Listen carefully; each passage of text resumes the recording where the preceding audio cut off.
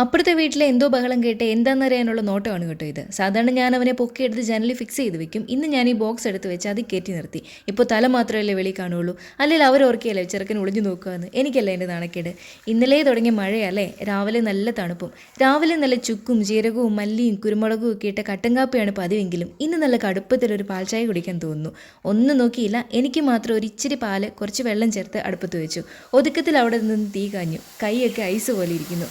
പാല് തിളച്ച് വന്നപ്പോൾ ഇടുക്കിയിൽ നിന്ന് നല്ല ഒറിജിനൽ ഏലത്തോട്ടത്തിൽ നിന്ന് നേരിട്ടെത്തിച്ച നല്ല ഗുണവും രുചിയും മനമയക്കുന്ന സുഗന്ധവുമുള്ള നല്ല ഒന്നാന്തരം ഏലക്ക കുത്തിച്ചതച്ചത് മിക്സ് ചെയ്ത് നല്ല കടുപ്പത്തിലുള്ള ചായപ്പൊടി കുറച്ച് അങ്ങോട്ട് ഇട്ട് കൊടുത്തു.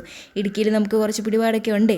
കൂടെ കുറച്ച് പഞ്ചസാരയും. വൈറ്റ് ഷുഗർ അല്ല, നല്ല ബ്രൗൺ ഷുഗർ. ചായക്ക് രുചി കൂടും. കുറച്ച് നേരം അങ്ങനെ നിന്നും തിളക്കട്ടെ.